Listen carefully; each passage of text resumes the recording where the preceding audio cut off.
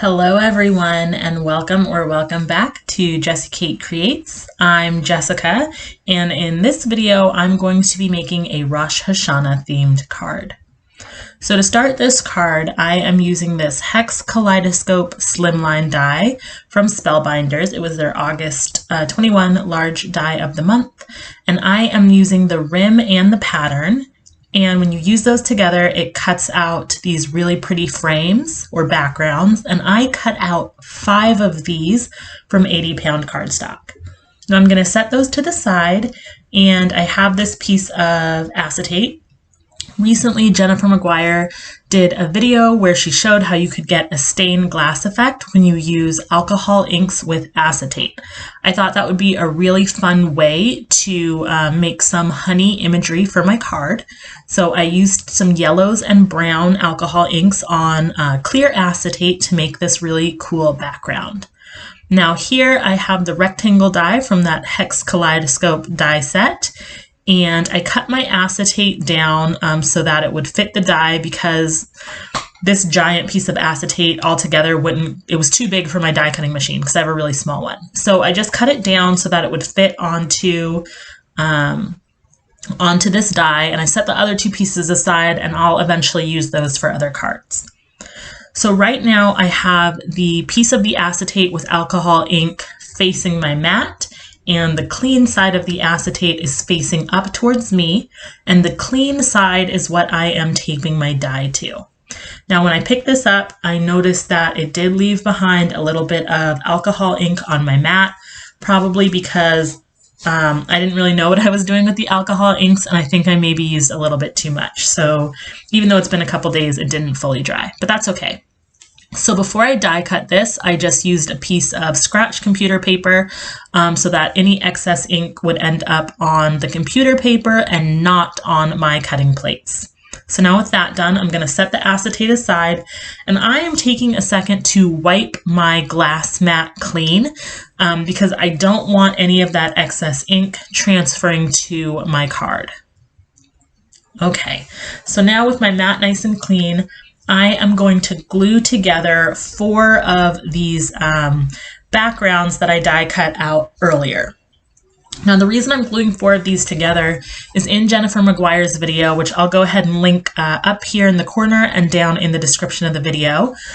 In Jennifer's video, she showed that if you put dimension behind your piece of acetate, it makes the acetate look like stained glass. It almost makes it look like it's glowing, and you don't get as much of that effect if the acetate is adhered directly to your card. So I stacked 4 of these together so that I'd get a bit of that dimension so you could really see the design on the piece of acetate that I'm using. Now, I know that this Rosh Hashana video is a little bit late, but I really wanted to make sure that the person who was going to be getting this card got it before this video went up, because I know that they occasionally watch my channel, and I didn't want them to know what card they were going to get. I wanted it to be a surprise. So that's why this video is a little bit late, but you could definitely just change out the sentiments and the imagery. Like you could use butterflies or something like that, and it would make a really cool birthday card or thank you card. Okay, so now I have those 4 pieces glued together. I have the 5th piece here, and I'm going to glue this directly to my piece of acetate. Now, once again, the side of the acetate with the alcohol ink is facing the mat, and the clean side of the acetate is facing me, and I am going to glue this panel to the clean side of the acetate. And I'm using wet glue so that I have a little bit of time to wiggle and adjust so I can get that acetate lined up perfectly with this die cut panel. So I'm just taking my time. I'm also trying to be really careful because if any excess ink gets on my fingers, once again, I really don't want it to get onto the front of the card because I want it to stay nice and crisp white. So once again, before we move forward, I'm just putting some alcohol ink, rubbing alcohol onto my mat and wiping it clean once again. Now we're going to make our elements for the cards, some apples and some honey. So this is a Studio G stamp and die set I got at Joann's a few years ago for just a couple of dollars. I'm going to use the apple die, and I don't have any honey themed stamp sets, but I did have this mason jar, and I thought I could color it to look like honey. So I die cut these out of Bristol Smooth cardstock because I wanted to do some alcohol or some coloring with alcohol markers. I also think this would be really cool if you like ink smushed different shades of red for the apples and yellows and browns for the honey and die cut those. That could look really cool, but I wanted to use my markers. Now here I wanted to show you, I'm not going to show you the coloring process, but I don't have a lot of markers. I have one bright red marker, and all my other reds are like really dark burgundy brownish colors, like brick almost, which was too dark. But I did see in a YouTube video once that you can use gray markers to shade your colors. So what I ended up doing was taking my bright red marker, like a medium toned gray marker and a light gray marker, and I used those to color in my apples. And then I used a little bit of brown for the stem. So I just wanted to show you that that's something you can try. For my honey, I just use different shades of yellow and brown. Again, my marker collection is a hodgepodge, so just look through your stash and see what you have that you can make work. So these are the elements all colored in, and I think everything looks good, but that honey jar definitely needs a little bit more detail, so I decide I'm going to stamp down the outline of the mason jar, and I decide I'm going to heat emboss it. So I'm just using my stamp positioning tool here to help me line everything up. And because I am heat embossing, I'm going to use some baby powder. So many of you guys have left me comments telling me really cool ways that I can make my own anti-static powder tool. And I will get around to doing it one day. I guess I've just been, I don't know, too lazy or too busy, or maybe a little bit of both to do it. So right now I'm just using that jar of baby powder, but eventually I'll make a tool. So once I had that stamped down, I just sprinkled on some Recollections Gold embossing powder and melted that with my heat gun. And that is my honey jar all complete. So now it's time to arrange everything, and I apologize because when I was kind of figuring out the placement of things, I was off camera. But this is the basic idea of what I came up with. I decided I really liked the way it looked, and at this point I thought I'd make like a cardstock strip or a vellum strip with the sentiment at the bottom. So I don't have any Rosh Hashana themed greetings or greeting stamp sets, but I love this Lawn Fawn Milo's ABC stamp set because it means I can make whatever greeting I want for whatever card I want to make. So I decided I would do the greeting Lashana Tova on the front of the card.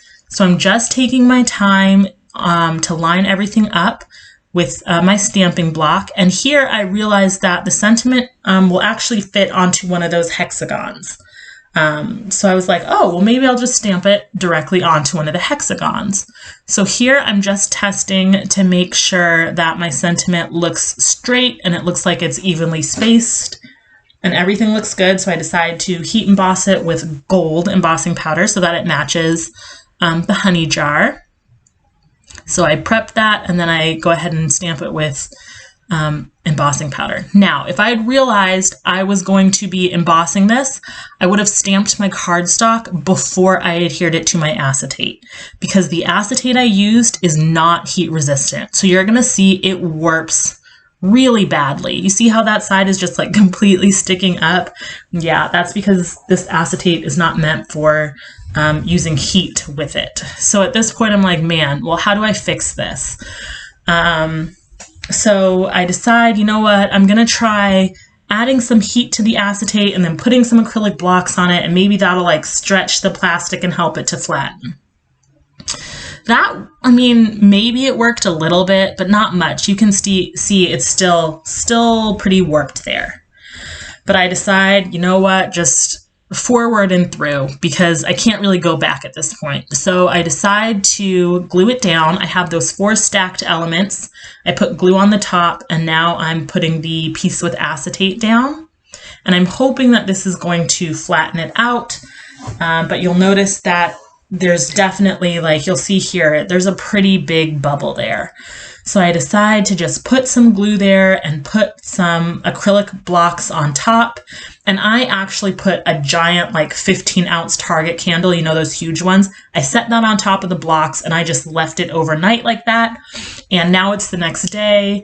I took all the blocks off and it's pretty flat. It's not perfect. You can see there's a little bit of warping there still, but it's much flatter than it was before. So I decided to keep going. I have a piece of cardstock that's cut to 8.5 by 7 and scored at 3.5. And that's going to give me an 8.5 by 3.5 card base for this slimline card. So I just put wet glue on the back of that stacked up element, and now I'm adhering it directly to my card base. And the reason I like using wet glue is just because it gives me time to move everything into place just how I want it. Doesn't that acetate look so cool? It really does look like stained glass or honey in the background, which is what I was hoping for. So now it's time to arrange all of the elements. So I have my apples and my mason jar, and once again, I'm just gonna kind of figure out exactly how I want them placed. And I noticed that when it comes to card making, this is probably the hardest part and the part that takes the longest, is all of the like finicky placement stuff, right? Are you guys like that too? Does it take you forever to decide where the elements go and where the sequins go? If you have any tips for that type of stuff, please leave them in the comments. I cut a lot of that figuring out because I figured you didn't want to see me do that for like 20 minutes. But eventually I decided how I wanted everything. And since I knew I was going to be giving this card in person, I also decided to just put a ton of dimension on it because it doesn't have to go through the mail, so I don't have to worry about it getting crushed. So I put 2 apples down flat with some wet glue, and then the jar of honey and this 1 apple on the side, I popped up on 1 layer of foam tape. And then the last 2 apples I want to be stacked up even higher. So where there's that little gap, I'm going to put 2 pieces of foam tape so that I have 2 layers of foam tape there.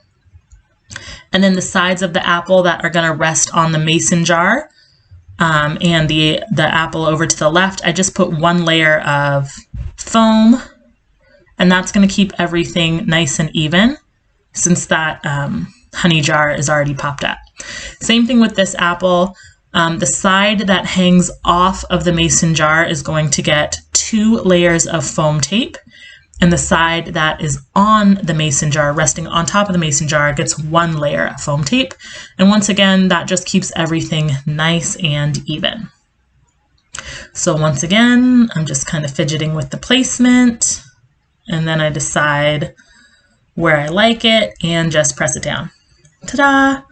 Now at this point, I thought, perfect, my card is done. So at this point, I just went ahead and cut a piece of cardstock to line the inside of my card. Now, when I know that I'm going to be giving a card, or when I know that I'm going to be giving a card that I'm going to write a message in, I know that I like to write novels inside of my card. So I didn't glue this piece of cardstock down because in case I messed up when I was writing my message, I wanted to be able to redo it.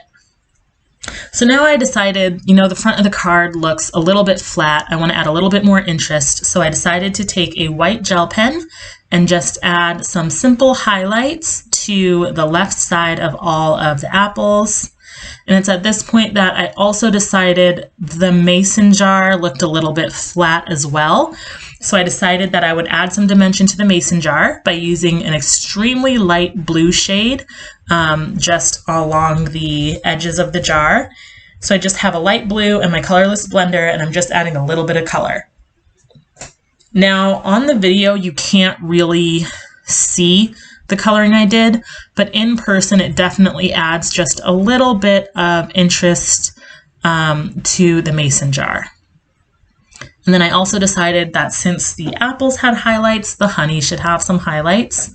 So I just add a couple little lines and dots to the left side of the honey in the mason jar. And there we go. So now with all those highlights, that completes this card. I thought about adding sequins, but I really wanted that acetate to be the main attraction and really shine on the card. So I was really happy with how I was able to stretch the supplies in my stash to create this card. Thank you guys so much for watching. If you liked the video, hit that like button and be sure to subscribe to my channel so you never miss any videos. Thanks so much, and I'll see you next time.